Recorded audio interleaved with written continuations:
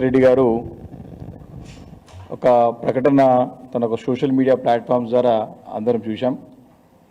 హైదరాబాద్ నగర ప్రజలకు తీపి కబురు అని చెప్పి మెట్రో విస్తరణ షామీర్పేట వరకు అదేవిధంగా మేడ్చల్ వరకు విస్తరించే ఒక తమ ప్రతిపాదనని మరి నిన్న ప్రకటిస్తూ దీని డిపిఆర్లు కూడా తయారు చేయాలని చెప్పేసి కూడా నిన్న వారి యొక్క సోషల్ మీడియా ప్లాట్ఫామ్స్లో చూసాం.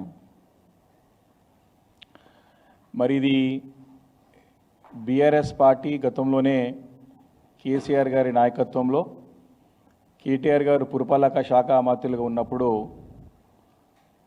2022లోనే చివరిలో 22-23 ప్రాంతంలో మరి ఈ ప్రాంతాలతో పాటు ఇంకా నగరంలో అనేక ప్రాంతాల్లో విస్తరించాలని చెప్పేసి ఆ రోజు సుమారు 63,000 కోట్ల రూపాయలతోని మరి ప్రతిపాదనలు సిద్ధం చేయాలా, డిపిఆర్ సిద్ధం చేయాలని చెప్పి కన్సల్టెంట్ని అపాయింట్ చేసి మరి ప్రభుత్వము గతంలో ఎన్నికలకు పోయిన సందర్భం బీఆర్ఎస్ పార్టీ అసెంబ్లీ వేదికగా బయట కూడా పత్రికా విలేకరుల సమావేశం ద్వారా అనేక వేదికలపైన చెప్పిన మాట స్పష్టంగా తెలియజేస్తా ఉన్నాను.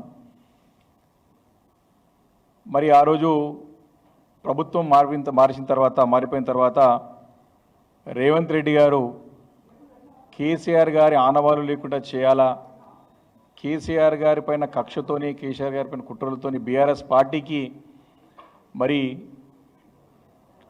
చెడ్డ పేరు వచ్చే విధంగా టీఆర్ఎస్ పార్టీని డిఫేమ్ చేసే విధంగా కేసీఆర్ గారు తీసుకున్న నిర్ణయాలు తప్పుడు నిర్ణయాలని చెప్పి చిత్రీకరించే ఒక ప్రయత్నంలో భాగంగా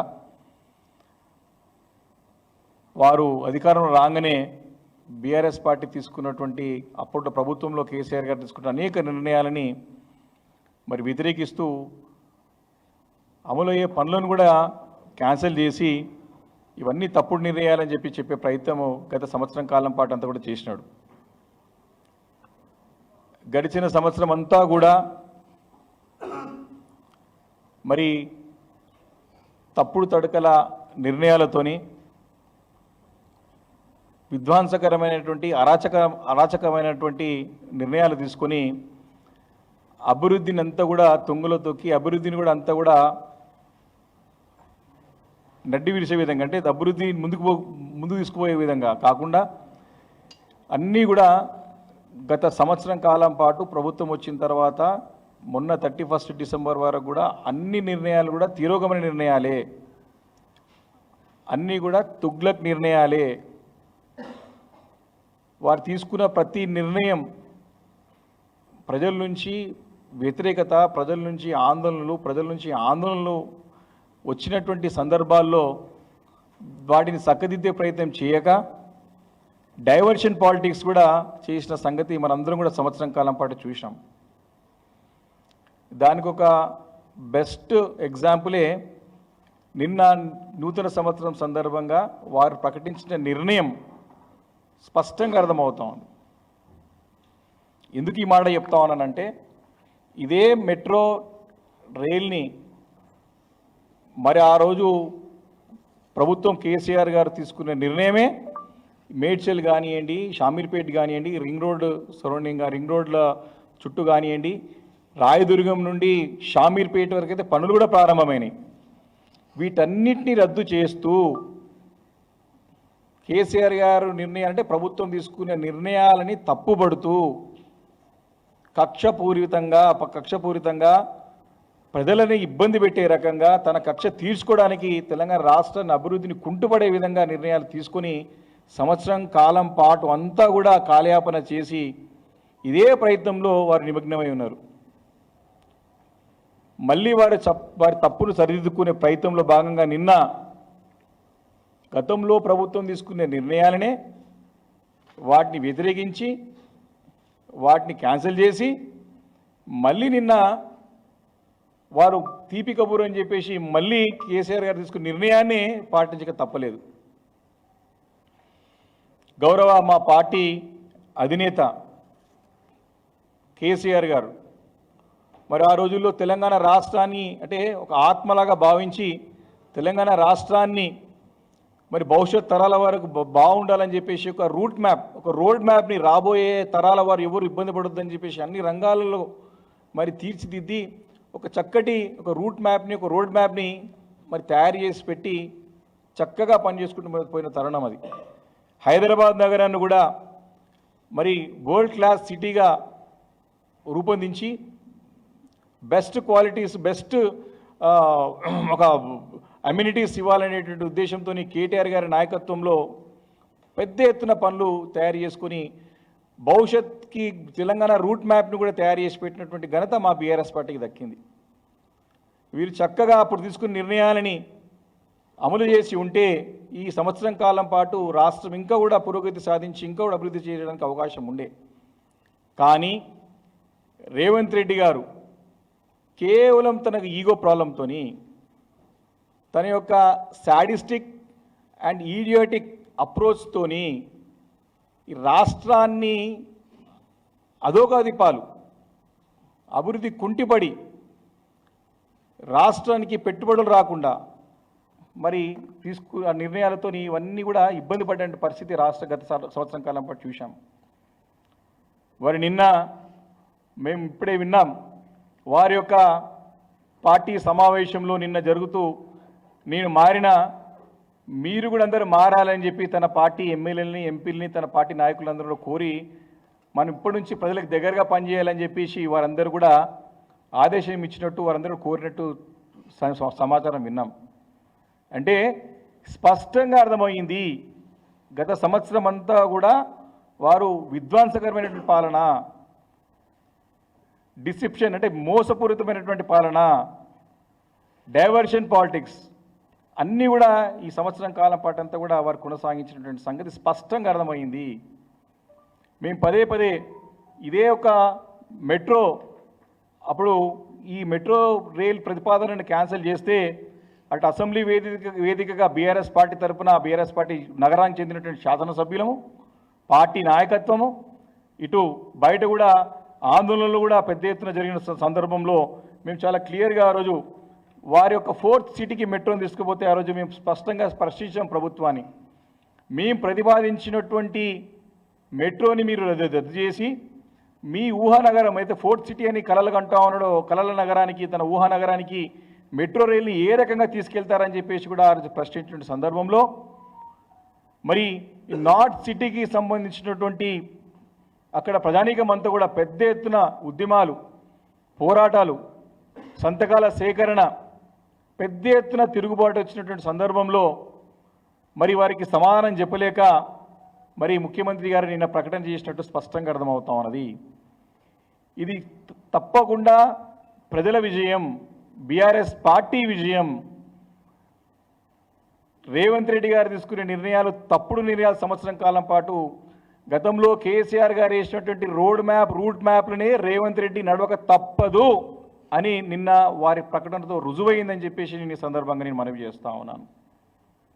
కాబట్టి ఇక్కడితో ఆగకుండా వారు రాయదుర్గం నుంచి కూడా శంషాబాద్ ఎయిర్పోర్ట్కి కూడా ప్రారంభమైనటువంటి పనులను రద్దు చేసినటువంటి సందర్భం మనం చూసాం. అసెంబ్లీ వేదిక కూడా వారు అనౌన్స్మెంట్ చేశారు. కానీ ఆ రోజు కూడా బీఆర్ఎస్ పార్టీ స్పష్టంగా ప్రశ్నించింది, ముఖ్యమంత్రి గారు మీరు శాస్త్రీయ పద్ధతిలో కాకుండా మీరు మీ ఈగో సాటిస్ఫాక్షన్ కోసానికి మీరు బేచజాలకు పోయి కేసీఆర్ గారు తీసుకున్న నిర్ణయాలు తప్పుడు నిర్ణయాలుగా చిత్రీకరించే ప్రయత్నంలో భాగంగా మీరు ఆ ఒక మెట్రో ట్రైన్ని రద్దు చేసినటువంటి సందర్భం క్లియర్గా మనం అడిగినాము. ఏ పద్ధతి ప్రకారం ఈ శాస్త్రీయ పద్ధతి ప్రకారం పొండి రాయదుర్గం నుంచి శంషాబాద్ ఎయిర్పోర్ట్ పోవడానికి ఉన్నటువంటి ఆ విసినిటీలో ఆ ఒక ప్రాంతంలో దాదాపు 10 లక్షల పైచీలకు ఐటీ ఉద్యోగులతో పాటు అనేక ప్రాంతాలకు ఒక సెంటర్, అది ఎపీ సెంటర్, అది అక్కడి నుంచే ప్రజలు ప్రయాణించేటువంటి రూట్ అది. అక్కడ జూబ్లీహిల్స్ నియోజకవర్గం కానీ, కుక్కట్పల్లి నియోజకవర్గం కానీ, షేర్లింగంపల్లి నియోజకవర్గం కానీ, ఇటు కుతుబుల్లాపూర్ కానివ్వండి, ఇటు పక్కకు వచ్చే చాలా ప్రాంతాలు, అన్ని ప్రాంతాలు, అటు అదేవిధంగా మహేశ్వరం నియోజకవర్గం కానివ్వండి, అదేవిధంగా మన రాజేంద్ర నగర్ నియోజకవర్గం కానీ, కూడా అన్ని ప్రాంతాల ప్రజలు ఎక్కువ మొబిలిటీ ఎక్కువ ప్రాంతాలు ప్రయాణించే ప్రాంతం అది. సైంటిఫిక్గా స్టడీ చేసి పనులు ప్రారంభించినటువంటి మెట్రో రూట్ని మీరు రద్దు చేయకూడదు అని బీఆర్ఎస్ పార్టీ ఆ రోజు డిమాండ్ చేసింది. ఈరోజు కూడా చెప్తా ఉన్నాం, మీరు మారినారు కాబట్టి, మీరు మారిన మనస్తత్వంతో పనిచేస్తే ప్రజలకు మంచి అవుతుంది కాబట్టి ఇప్పటికైనా మీరు బేసిజాలకు పోకుండా, అది చాలా ప్రజలకు ఉపయోగపడేటువంటి రూట్ అది కాబట్టి దాని తక్షణం ఆ పనులు కూడా మరి రీఇనిషియేట్ చేసి ఆ పనులు ప్రారంభమయ్యే విధంగా మీరు చర్యలు తీసుకోవాలని చెప్పేసి బీఆర్ఎస్ పార్టీ డిమాండ్ చేస్తూ ఉంది. తప్పకుండా మీరు చెప్పినట్టు కేసీఆర్ గారు వేసిన రూట్ మ్యాప్లు నడవక తప్పదు. నేను ఎగ్జాంపుల్ మెట్రోనే చెప్తా ఉన్నా, కానీ ఇరిగేషన్ ప్రాజెక్ట్స్ తీసుకున్నా, ఎలక్ట్రిసిటీ పాలసీస్ తీసుకున్నా, ఏ పాలసీ తీసుకున్నా తప్పకుండా కేసీఆర్ గారు వేసిన రూట్ మ్యాప్లు నడవక రేవంత్ రెడ్డికి తప్పదు అని చెప్పేసి సందర్భంగా నేను మనవి చేస్తూ ఉన్నాను. అదేవిధంగా ఎలివేటెడ్ కారిడార్స్, వారు ముఖ్యమంత్రి బాధ్యత చేపట్టిన తర్వాత ఇదే ప్రాంతంలో ఇదే రూట్లో సికింద్రాబాద్ ప్యారడైజ్ నుంచి మేడ్చల్ రూట్ ఏదైతే ఉన్నదో సుచిత్ర వరకు మేడ్చల్ చెక్పోస్ట్ వరకు ఎలివేటెడ్ కారిడార్ మంజూరయ్యినది. అదేవిధంగా ప్యాడ్ని నుండి షామీర్పేట్ రూట్లో ఎలివేటెడ్ కారిడార్ శాంక్షన్ అయి ఉన్నది. దానికి కేంద్రం నుండి కూడా మీకు క్లియరెన్స్ వచ్చింది. గతంలో మేము చేసిన ప్రయత్నంలో భాగంగా డిఫెన్స్ కూడా క్లియరెన్స్ ఇచ్చింది. మీరు శంకుస్థాపన చేసి ఇదే ముఖ్యమంత్రి రేవంత్ రెడ్డి గారు వారి చేతుల మీద స్వహస్తాల చేతుల మీదుగా శంకుస్థాపన చేసి సంవత్సరం కావస్తా ఉన్నా తట్టడి మట్టి తీయలేదు ఇప్పటి వరకు కూడా. ఇది ప్రభుత్వం యొక్క పనితీరు. సేమ్ ఇదే కూడా మళ్ళీ ఇది మెట్రో రైలు కూడా ఇది కూడా కోల్డ్ స్టోరేజ్ పడేసే ప్రయత్నం చేస్తూ ఉన్నారు. మీరు శంకుస్థాపన చేసినటువంటి హెచ్ఎండిఏ నిధులు ఉన్నటువంటి హెచ్ఎండిఏ ద్వారా చేసే పనులనే మీరు శంకుస్థాపన చేసి సంవత్సరం అయినా పనులు ప్రారంభం కాలేదు, పనులు స్టార్ట్ కాలేదు. కానీ మీరు మెట్రోని ప్రాంతాలకు తీసుకొస్తామని చెప్పేసి నిన్న ప్రకటన చేయడం మరొకసారి హైదరాబాద్ ప్రజలను మోసం చేసే ప్రయత్నంలో కనపడతా ఉంది. అది కూడా 2B అంటే సెకండ్ ప్రిఫరెన్స్లో, రెండో ఫేజ్లో ఏ లిస్ట్లో కాకుండా బి లిస్ట్లో పెట్టి సెకండ్ ప్రిఫరెన్స్లో పెట్టే ప్రయత్నం చేస్తూ ఉన్నారు రేవంత్ రెడ్డి గారు.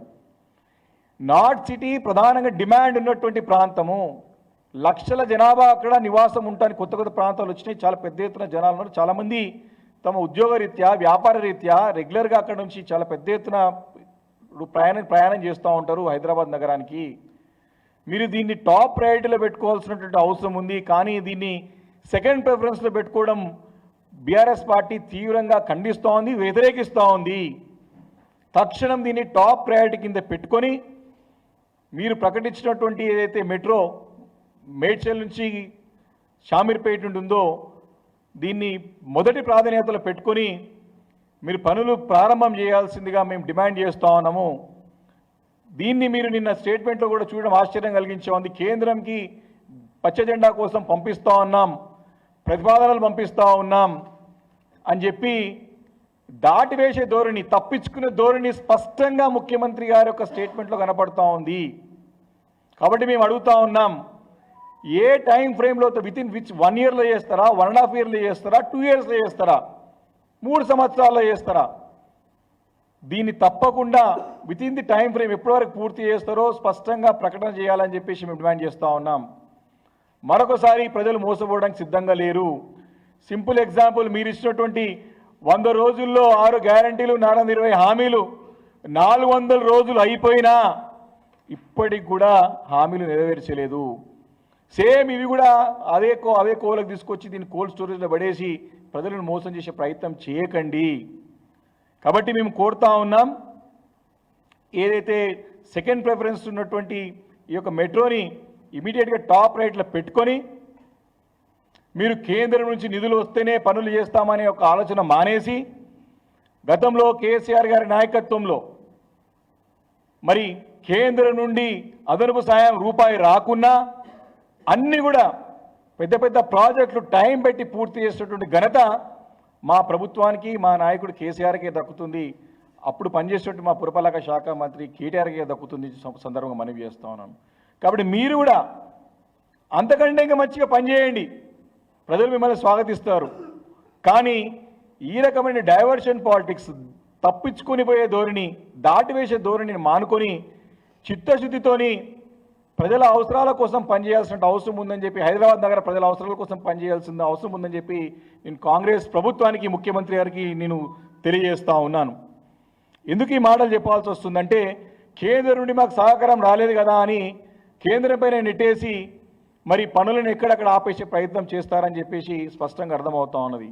ఎందుకు ఈ మాట చెప్పాల్సి వస్తుందంటే, మరి గత సంవత్సరం కాలం పాటు వారు ఎన్నో నిర్ణయాలు తీసుకొని ఆ నిర్ణయాలన్నింటి కూడా వాపసు తీసుకున్నటువంటి సందర్భాలు చూశాం.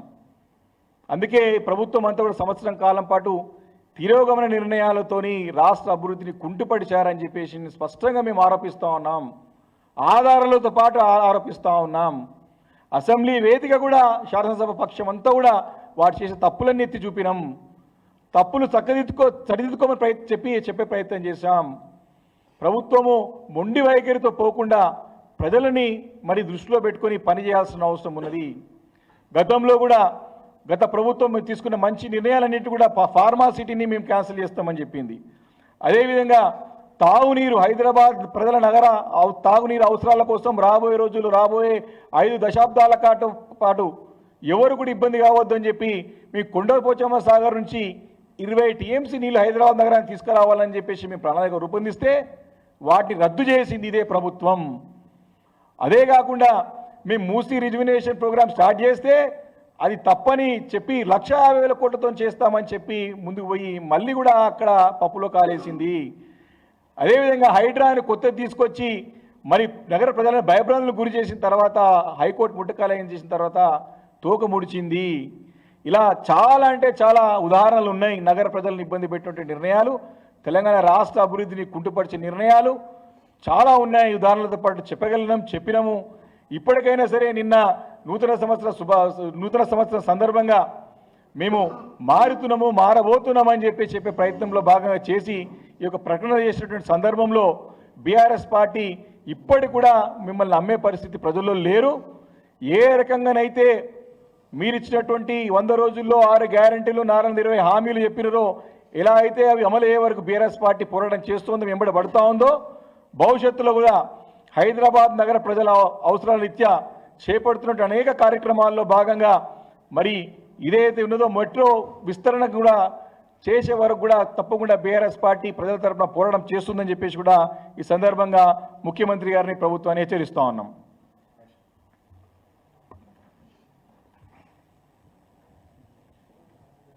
అందరికీ నమస్కారం.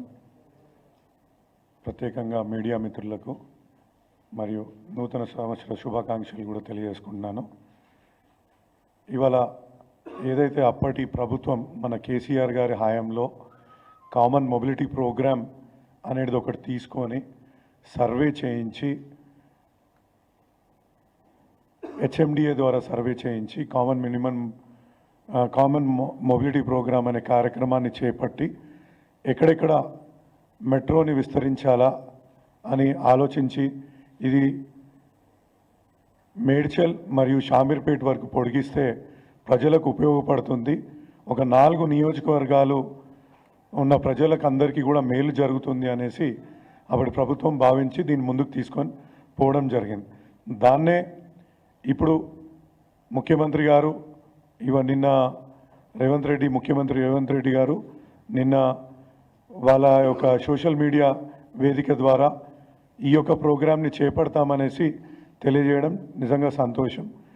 ఇంకొక విషయం ఏంటంటే, ఏదైతే ఎయిర్పోర్ట్కి తీసుకెళ్లాలా ఓల్డ్ సిటీ ద్వారా అని ఏదైతే దానికి ఎంత ప్రయారిటీ ఇస్తుండ్రో, ఈ ప్రాంతానికి కూడా అంతే ప్రయారిటీ ఇచ్చి దాన్ని మన 2Bలో పెట్టిన సందర్భాన్ని, సెకండ్ ప్రిఫరెన్స్ ఇచ్చిన సందర్భాన్ని తెలియజేసుకుంటూ, దాన్ని ఫస్ట్ ప్రిఫరెన్స్కి ఏదైతే ఎయిర్పోర్ట్కి ఏ విధంగా విస్తరించాలా అని అనుకుంటున్నారో ఈ ప్రాంతంలో కూడా మెట్రో అదే విధంగా విస్తరించాలనేసి మేము ప్రభుత్వాన్ని కోరుతున్నాం. ఎందుకంటే ఇక్కడ ఒక అత్యధిక జనాభా, అత్యధిక ఓటర్లు ఉన్న పార్లమెంట్ సెగ్మెంట్ ఇది. దీంట్లో గౌరవ ముఖ్యమంత్రి రేవంత్ రెడ్డి గారికి కూడా అనుభవం ఉంది. దీన్ని ప్రయారిటీగా ఇస్తే ప్రజలు హర్షిస్తారు. కాబట్టి దీన్ని కేంద్ర ప్రభుత్వం మీద పెట్టకుండా ఏ విధంగా అయితే ఎయిర్పోర్ట్కి రాష్ట్ర ప్రభుత్వ నిధులతోటి ముందుకెళ్తున్నారో అదేవిధంగా ఈ యొక్క ప్రాజెక్టులను కూడా రాష్ట్ర ప్రభుత్వ నిధులతోటి తీసుకెళ్ళి దాన్ని పూర్తి చేయాల్సిందిగా ఈ సందర్భంగా కోరుతున్నాను. Thank you.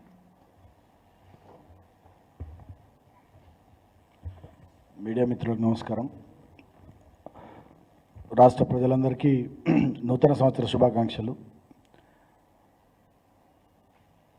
ఈ కొత్త సంవత్సరంలోనైనా ఈ కాంగ్రెస్ ప్రభుత్వానికి బుద్ధి రావాలని ముఖ్యమంత్రి రేవంత్ రెడ్డి మనసు మారి వ్యక్తుల మీద కక్షతో రాష్ట్రాన్ని నాశనం చేసే పద్ధతుల్ని, వ్యక్తుల మీద కోపంతో, వ్యక్తుల మీద దుగ్ధతో తెలంగాణ రాష్ట్ర ప్రగతిని కుంటుపరిచే తిరోగమన చర్యల్ని బంద్ చేయాలని, ఆ విధంగా రేవంత్ రెడ్డి కూడా భగవంతుడి కొత్త సంవత్సరం మంచి బుద్ధిని ప్రసాదించాలని కోరుకుంటూ, ముఖ్యంగా ఈ సంవత్సర కాలంలో ప్రభుత్వం యొక్క తీరు, ప్రభుత్వం యొక్క విధానం చూస్తే చాలా స్పష్టంగా అర్థమవుతా ఉంది. ఇందాక మా సీనియర్ నాయకులు కుత్బుల్లాపూర్ శాసనసభ్యులు వివేక్ గౌడ్ గారు చెప్పినట్టుగా ఇదొక తుగ్లక్ ప్రభుత్వం, తిరోగమన విధానాలతోని తెలంగాణ రాష్ట్రాన్ని సర్వనాశనం చేస్తున్నటువంటి అరాచక ప్రభుత్వం అని స్పష్టంగా రాష్ట్ర ప్రజలకు ఈ 400 రోజుల పరిపాలనలో అర్థమైపోయింది.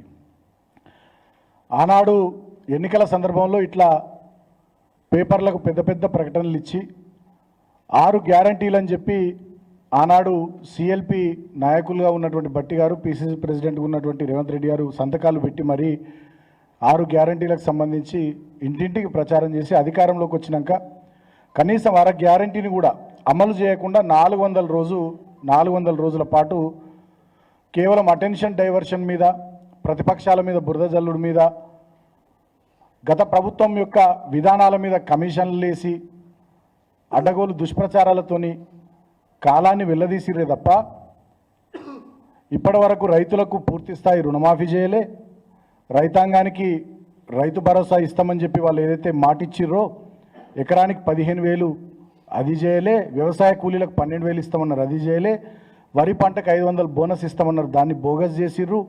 ఒక్క ఊర్లో కూడా ఈ సంవత్సర కాలంలో 5 లక్షలతో ఇందిరమ్మ ఇల్లు కట్టలే, ఉద్యమకారులకు ఎవరికి కూడా 250 చదరపు గజాల స్థలాన్ని ఇయ్యలే, మా ముసలవ్వలకు 4,000 రూపాయల పెన్షన్ వాళ్ళకి ఇయ్యలే, ప్రతి ఆడబిడ్డకు 18 సంవత్సరాలు దాటితే 2,500 ఇస్తామన్నారు అది ఇయ్యలే, స్కూటీ ఇయ్యలే, తర్వాత 500 రూపాయల గ్యాస్ సిలిండర్లు ఇయ్యలే, ప్రతి ఇంటికి 200 యూనిట్ల వరకు ఉచితంగా విద్యుత్ ఇస్తాం గృహజ్యోతి పథకం కింద అని చెప్పి అది ఇయ్యలే, చదువుకునే ప్రతి విద్యార్థికి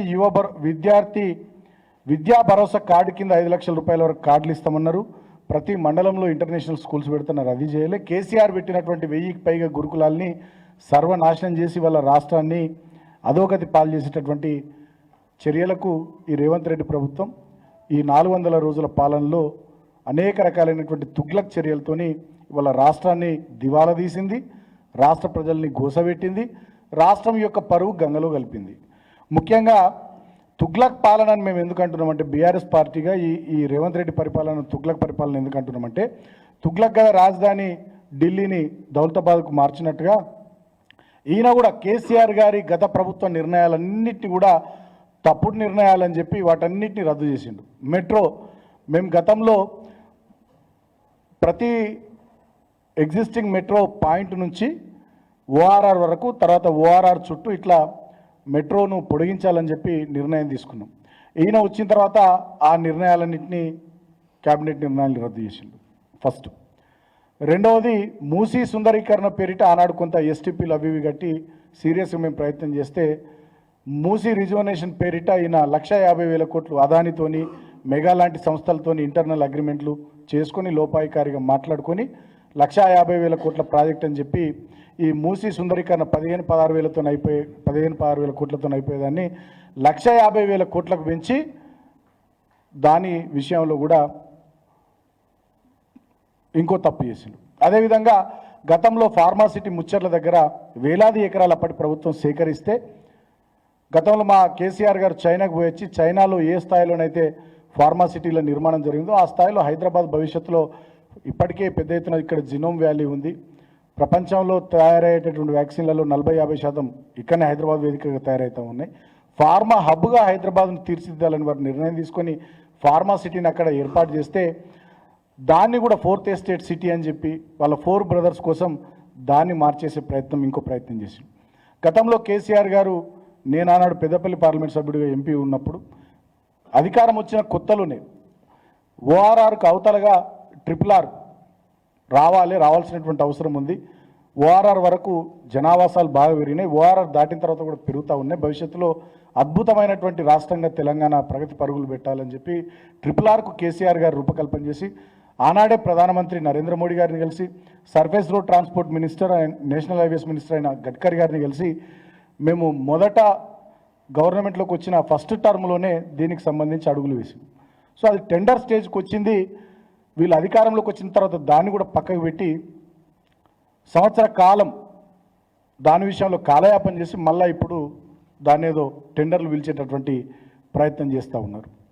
ఇది ఒక నిర్ణయం RRRకి సంబంధించి. అదేవిధంగా కాళేశ్వరం ప్రాజెక్టు మేడిగడ్డ కుంగిపోయింది, కొట్టుకపోయిందని చెప్పి దుష్ప్రచారాలు చేసి కాళేశ్వరంలో మేడిగడ్డకు దిగువన ఇప్పటి వరకు ఈ వర్షాకాలం నుంచి ఇప్పటి వరకు దాదాపు 2700 TMCల నీళ్లు గోదావరి నీళ్లు సముద్ర పాలైనాయి. అక్కడి నుంచి నీళ్లు లిఫ్ట్ అయ్యాక తెలంగాణలో చెరువులు నింపక వాళ్ళ తెలంగాణ రైతుల పొట్టగొట్టి తెలంగాణలో పంటలు ఎండబెట్టి ఇంకొక తుగ్లక్ చర్య ఈయన రేవంత్ రెడ్డి చేసిండు. అదేవిధంగా పాలమూరు రంగారెడ్డి ఎత్తిపోతల పథకం ఆనాడు 2వ టర్మ్ గవర్నమెంట్లో ఒక పంపును ఆన్ చేసి ఇంకా కొంత ల్యాండ్ అక్విజిషన్ చేసి కాలువలు పూర్తి చేస్తే మొత్తంగా ఇంకా మిగతా పంపులు కూడా ఆన్ చేసుకుని పాలమూరు రంగారెడ్డి ఎత్తిపోతల పథకాన్ని ఉమ్మడి రంగారెడ్డి జిల్లాలో కొంత భాగం, పాలమూరు జిల్లాలో కొంత భాగం, అదేవిధంగా ఏదుల నుంచి డిండికి నల్లగొండ జిల్లాలో మునుగోడు దేవరకొండ ఫ్లోరైడ్ పీడిత ప్రాంతాలకు కూడా నిలిచేటట్టుగా దానికి రూపకల్పన చేస్తే దాన్ని కూడా ఈ సంవత్సర కాలంగా పక్కన పెట్టి ఇంకొక తుగ్లక్ చర్య చేసి సో ఇట్లా చెప్పుకుంటూ పోతే గతంలో మా ప్రభుత్వం నిర్మించినటువంటి థర్మల్ పవర్ ప్లాంట్లన్నీ కూడా అవకతవకలు లోపభూయిష్టం అని చెప్పి మళ్ళా వీళ్ళు అధికారంలోకి రాగానే మొన్న యాదాద్రి థర్మల్ పవర్ ప్లాంట్కి సంబంధించి 800 మెగావాట్లు కనెక్ట్ చేసినటువంటి తీరు. అంటే గత ప్రభుత్వ ప్రతి నిర్ణయాన్ని విమర్శించి ఆనాడు మేము ప్రభుత్వంలో ఉన్నప్పుడు వీళ్ళు ప్రతిపక్షంలో ఉన్నప్పుడు దాని మీద దుష్ప్రచారాలు చేసి అబద్ధాలని ప్రచారం చేసి ఏదో అవినీతి జరిగిందని చెప్పి ఏదో అక్రమాలు జరిగిందని చెప్పి తెలంగాణకి ఏదో నష్టం జరిగిందని చెప్పి తప్పుడు ప్రచారాలు చేసి అధికారంలోకి వచ్చిన తర్వాత మళ్ళా ఆ ప్రాజెక్టులనే వినియోగించుకోవడం, దాంట్లో కొంచెం అటు ఇటు మార్పులు చేసి వాటినే కొనసాగించేటట్టు చేయడం, ఈ రకమైనటువంటి చర్యలు తప్ప కొత్తగా ఈ సంవత్సర కాలంలో రేవంత్ రెడ్డి ప్రభుత్వం చేపట్టినటువంటి ఒక ప్రాజెక్టు లేదు, ఒక పని అంటే ఒక పని కూడా లేదు. నిన్న ఆయన నూతన సంవత్సర కానుకంటున్నాడు.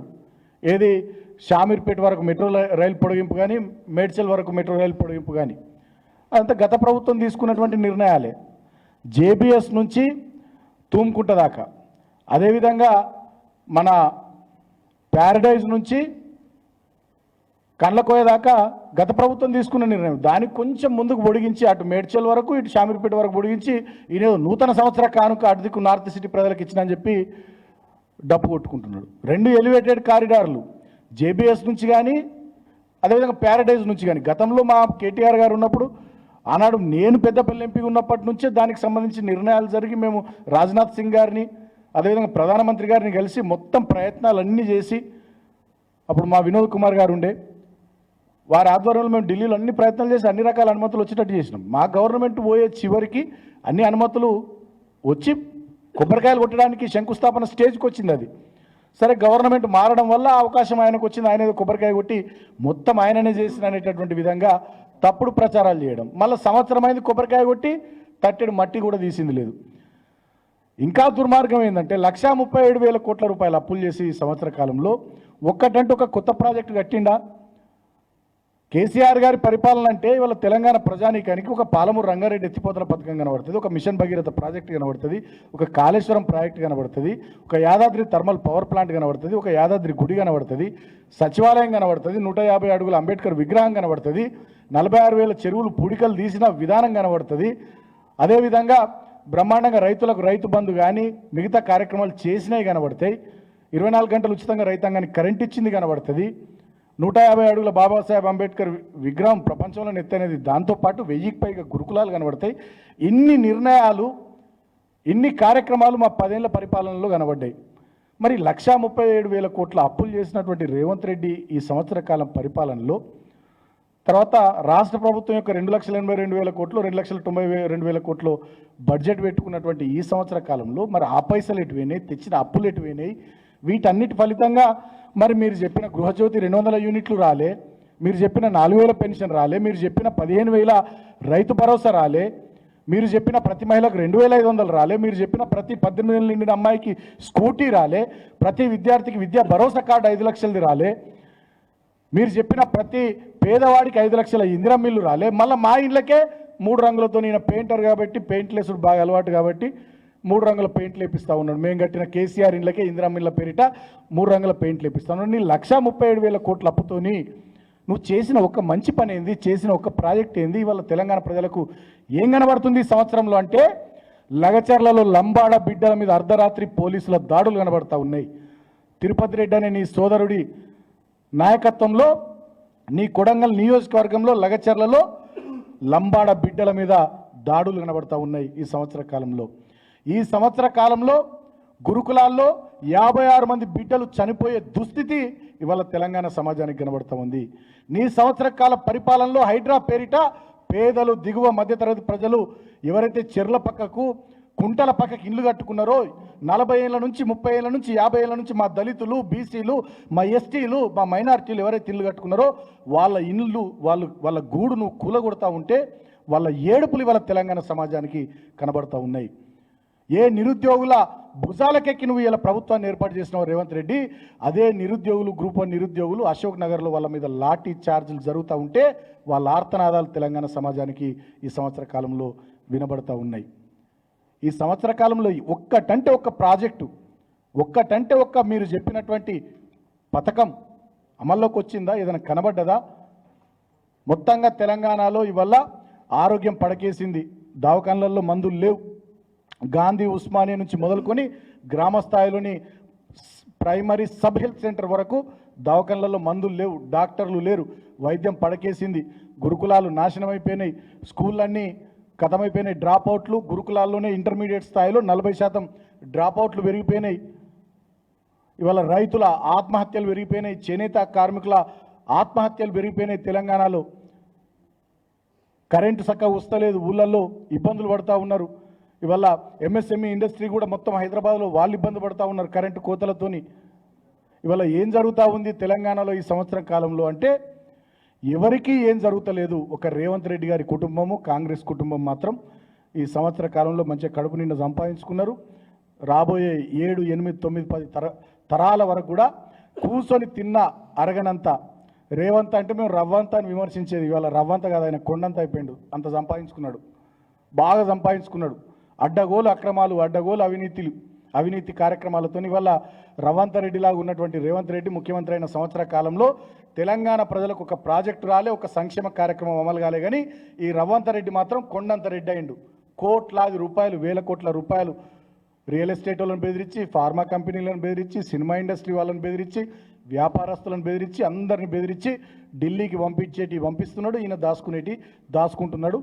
దినదిన ప్రవర్ధమానమైనట్టు రేవంత్ రెడ్డి సంవత్సర కాలంలో మంచిగా బ్రహ్మాండంగా ఆయన ఆస్తులు పెరిగినాయి, ఆయన పెరిగిండు తప్ప తెలంగాణ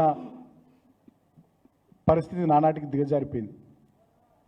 ఇవాళ మేము అడుగుతా ఉన్నాం సూటిగా బీఆర్ఎస్ పార్టీ పక్షాన మేము డిమాండ్ చేస్తూ ఉన్నాం రేవంత్ రెడ్డిని, ఇప్పటికైనా వ్యక్తుల మీద కక్ష మానుకో, వ్యవస్థను నాశనం చేసి పనులు బంద్ చేయి.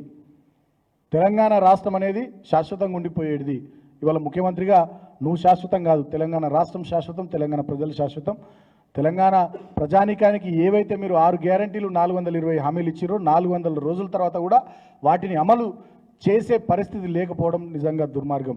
బంగారు పల్లెంలో తెలంగాణ రాష్ట్రాన్ని నీకు అప్పచెప్పినాం.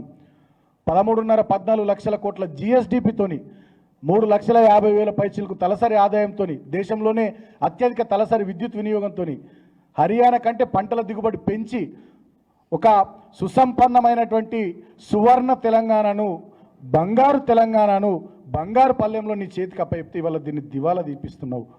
ఇవాళ నువ్వు, నీ మంత్రులు మీరు మాట్లాడుతున్నటువంటి మాటలతోని ఇవాళ తెలంగాణ రాష్ట్రం యొక్క పరిస్థితి దారుణంగా తయారైపోయింది. ఒక కార్యక్రమం లేదు, ఒక అభివృద్ధి లేదు, ఒక సంక్షేమం లేదు, ఏమీ లేదు. పైగా మీదికెళ్ళి 1,37,000 కోట్ల అప్పు చేసి తెలంగాణను మేము ఆనాడు అప్పుల కుప్ప చేయలే, మేము తెచ్చిన అప్పుల వల్ల ఆస్తులు సృష్టించినాం. 2 రకాల ఆస్తులు సృష్టించినాం, ఒక రకాన్ని కాదు. ఒక రకమైనటువంటి ఆస్తి ఏమో ప్రభుత్వ ఆస్తి సృష్టించడం మేము తెచ్చిన అప్పులతోని. ఒక కాళేశ్వరం అది ప్రభుత్వంది, ఒక మిషన్ భగీరథ అది ప్రభుత్వంది, ఒక పాలమూరు రంగారెడ్డి ఎత్తిపోతల పథకం అది ప్రభుత్వంది, ఒక యాదాద్రి థర్మల్ పవర్ ప్లాంట్ అది ప్రభుత్వంది, ఒక భద్రాద్రి థర్మల్ పవర్ ప్లాంట్ అది ప్రభుత్వంది, ఒక కమాండ్ కంట్రోల్ సెంటర్ అది ప్రభుత్వంది, ఒక సచివాలయం అది ప్రభుత్వంది, గురుకులాలు ప్రభుత్వాన్ని. ఇట్లా ప్రభుత్వాల ఆస్తులు దాదాపు 50 లక్షల కోట్ల పైచిలకు ప్రభుత్వ ఆస్తులు మేము సృష్టించినాం. వాటి విలువ ఇవాళ మార్కెట్ రేట్తో కంపేర్ చేస్తే at the same time private ఆస్తి, తెలంగాణ ప్రజల ఆస్తి. ఆనాడు 3 లక్షలు 2 లక్షలకు ఎకరంగా ఉన్నటువంటి భూమి మేము దిగిపోయే నాటికి తెలంగాణ మారుమూలల్లో కూడా 15 లక్షలు 20 లక్షలకి ఎకరం ఎక్కడ తక్కువ లేనటువంటి స్థాయికి. అంటే అదిగా దాని విలువ లెక్క కడితే, ఆ భూముల విలువ లెక్క కడితే ఎన్ని లక్షల కోట్ల ఆస్తి తెలంగాణ సమాజానికి మేము సృష్టించడం 10 ఏళ్ళ మా పాలనలో. ఇవాళ తెలంగాణ సమాజానికి ఈ సంవత్సరం రేవంత్ పాలన చూసిన తర్వాత అర్థమైంది. ఇలా ఉన్నాయా భూముల ధరలు? మనము స్టాక్ ఎక్స్చేంజ్లో చూస్తాం, బీఎస్సీలో కానీ, ఎన్ఎస్సీలో కానీ, నేషనల్ స్టాక్ ఎక్స్చేంజ్ కానీ, బీఎస్సీ స్టాక్ ఎక్స్చేంజ్లో కానీ మనం చూస్తాం. ఇట్లా మదుపర్ల సంపద ఇట్లా ఆవిరైపోయిందని చూస్తాం. ఇవాళ రేవంత్ రెడ్డి వచ్చిన తర్వాత తెలంగాణ భూ సంపద లక్షల కోట్లు ఆవిరైపోయింది. కేసీఆర్ ముఖ్యమంత్రి ఉన్నప్పుడు కేసీఆర్ గారి నాయకత్వంలో మామూలు గ్రామాల్లో కూడా, మారుమూల గ్రామాల్లో 20 లక్షలు 15 లక్షలకు ఎకరం ఉన్నటువంటి భూమి ఇవాళ మళ్ళా 3 లక్షలకు 4 లక్షలకు పడిపోయింది. హైదరాబాద్ చుట్టుపక్కల కూడా రియల్ ఎస్టేటు కోట్లలో ఉన్నది కూడా చాలా తగ్గిపోయిందంటే ఎన్ని లక్షల కోట్ల సంపద రేవంత్ రెడ్డి ముఖ్యమంత్రి అయిన తర్వాత ప్రజలది ఆవిరైపోయిందో ఇవాళ ప్రజల కళ్ళ ముందర ఉన్నది. కాబట్టి మేము ఈ నూతన సంవత్సరంలో ఈ ప్రభుత్వాన్ని కోరుతా ఉన్నాం, రేవంత్ రెడ్డిని కోరుతా ఉన్నాం. వ్యక్తుల మీద కక్షతోని వ్యవస్థకు నష్టం చేసే, వ్యవస్థను నాశనం చేసే పనులు బంద్ పెట్టి ఇప్పటికైనా మీరు ఇచ్చినటువంటి గ్యారంటీలు, మీరు ఇచ్చినటువంటి హామీల మీద శ్రద్ధ పెట్టి, గతంలో ఏవైతే మా ప్రభుత్వ నిర్ణయాలను నువ్వు తిట్టినవో, నువ్వు విమర్శించినవో, ఇవాళ వాటినే నువ్వు మళ్ళీ కొనసాగిస్తూ ముందుకు పోతున్నటువంటి తీరు మళ్ళొక్కసారి ప్రెస్ కాన్ఫరెన్స్ ద్వారా మేము ప్రజల దృష్టికి రాదలుచుకున్నాం. అది మెట్రో ప్రాజెక్ట్ అయినా, RRR ప్రాజెక్ట్ అయినా, అదేవిధంగా ఫార్మాసిటీ ప్రాజెక్ట్ అయినా, తర్వాత కాళేశ్వరం కూలిపోయింది కుంగిపోయిందన్న కాళేశ్వరం ప్రాజెక్టులోని అంతర్భాగమైనటువంటి కొండపోచమ్మ సాగర్ నుంచి మేము ఆనాడు హైదరాబాద్కు 20 టీఎంసీల త్రాగునీరు తేవాలనుకున్నాం. నువ్వేం చేస్తున్నావు? ఇలా దాన్ని కొంచెం అటు పెంచి వెనుకకెళ్ళి మల్లన్న సాగర్ నుంచి ఇవాళ నీళ్లు తీసుకొచ్చేటటువంటి ప్రయత్నం చేస్తూ ఉన్నాం. మరి కాళేశ్వరం లేకపోతే మల్లన్న సాగర్ ఎక్కడిది, కొండపోచమ్మ సాగర్ ఎక్కడిది? సో ఇవాళ నువ్వే నీ చర్యల ద్వారా కాళేశ్వరం ప్రాజెక్టు సుభిక్షంగా ఉందని చెప్పి చెప్తా ఉన్నాం. అదేవిధంగా ఇవ్వాలని ఒక ప్రముఖ దినపత్రికలు వాళ్ళు రాపిచ్చిండ్రు. ఏం రాపిచ్చిండ్రు? ఏదుల రిజర్వాయర్ నుంచి డిండి రిజర్వాయర్కి నీళ్ళని తరలించే ప్రాజెక్టు పనులు మొదలు పెడతాం. గతంలో 55-60% పూర్తయినాయి, మిగిలిపోయిన పనులు మొదలు పెడతాం. మరి పాలమూరు రంగారెడ్డి ప్రాజెక్టు మేము కట్టకపోతే నువ్వు ఈ పని ఎట్లా చేస్తావు? డిండి ప్రాజెక్టు పనులు 55-60% మేము కంప్లీట్ చేసినామని ఇవాళ నువ్వే ఒక పేపర్లో రాపిచ్చారు కదా సీఎంఓ. మరి మేము డిండి ప్రాజెక్టు పనే మొదలు పెట్టలేమంటే నువ్వు ఆ మధ్య దేవరకొండ, మునుగోడు, నల్లగొండల్లో ప్రచారం చేసుకుంటే ఎన్నికల సందర్భంలో. అంటే ఆనాడు మేము పనిచేసినాం, పాలమూరు రంగారెడ్డి ఎత్తిపోతలైనా డిండి అయినా అని ఇవాళ నువ్వే నీ చర్య ద్వారా నిరూపిస్తూ ఉన్నావు. యాదాద్రి థర్మల్ పవర్ ప్రాజెక్టు, దాంట్లో అవినీతి జరిగింది, అవకతవకలు జరిగినాయి, అవి అన్నావు. మొన్న మీ బట్టి గారు, మీ మంత్రులే 800 మెగావాట్ల ప్రాజెక్టును సింక్రనైజ్ చేశారు, మీ అధికారులంతా కూడా కలిసి. అంటే మరి నిజంగానే దాంట్లో అన్యాయం, అక్రమం జరిగి ఉంటే మీరు ఎందుకు ఓపెన్ చేసిర్రు? మీరు ఎందుకు 800 మెగావాట్లు సింక్రనైజ్ చేసిర్రు? ఇట్లా చెప్పుకుంటూ పోతే చాలా కార్యక్రమాలు గతంలో మీరు తప్పనే ఇవాళ వాటిని కొనసాగిస్తూ ఉన్నారు. కానీ దీంట్లో కూడా చాలా లొసుగులు ఉన్నాయి, చాలా తప్పులు ఉన్నాయి. వాటిని సరిదిద్దుకోవాలి, మార్చుకోవాలి. ఇందాక మా ఎమ్మెల్యే గారు చెప్పినట్టు రాయదుర్గం నుంచి శంషాబాద్కు మెట్రో పునరుద్ధరించాలి డెఫినెట్గా. ఎందుకంటే అది ఐటీ ఏరియా, అందరికీ ఉపయోగపడేటటువంటి ఏరియా. 10 లక్షల పైచిలకు మంది ఐటీ ఎంప్లాయీస్ ఆ ఏరియాలో ఉంటారు. ఆ వెస్ట్ హైదరాబాద్ నుంచి శంషాబాద్ ఎయిర్పోర్ట్కు చాలామంది పోతారు. కాబట్టి ఆ ఏరియాకు సంబంధించినటువంటి మెట్రో ప్రాజెక్టును పునరుద్ధరించాలని చెప్పి ఈ రాష్ట్ర ప్రభుత్వాన్ని మేము డిమాండ్ చేస్తూ, ఈ కొత్త సంవత్సరమైన పేదల ఇండ్లు కూల్చే హైడ్రా లాంటి దిక్కుమాలిన పనులు ఆపాలని కోరుతా ఉన్నాం. ఈ కొత్త సంవత్సరంలోనైనా అదాని లాంటి దొంగలతోని, కార్పొరేట్ గద్దలతోని ఒప్పందాలు చేసుకొని మెగా లాంటి పిచ్చి కంపెనీలతోని, పనికిమాలిన కంపెనీలతోని ఇంటర్నల్ అగ్రిమెంట్లు చేసుకొని ఆ మూసీలో ఉన్నటువంటి, మూసీ పరివాహక ప్రాంతంలో ఉన్నటువంటి 3 లక్షల మంది పేదల్ని రోడ్డు మీద వాడేసే ఆ పిచ్చి మూసి ప్రాజెక్టును ఆపాలే, అదాని కోసమో మెగా కృష్ణారెడ్డి కోసమో నువ్వు చేస్తున్నటువంటి ఆ పిచ్చి పనిని కూడా ఆపాలని చెప్పి కొత్త సంవత్సరం మేము డిమాండ్ చేస్తూ ఉన్నాం. RRRలో అలైన్మెంట్ మార్చి 1000 కోట్లు దొబ్బి తినాలనే ఏదైతే మీరు కుట్ర చేస్తూ ఉన్నారో అటువంటి తప్పుడు పనుల్ని ఆపాలని కోరుతూ ఉన్నాం.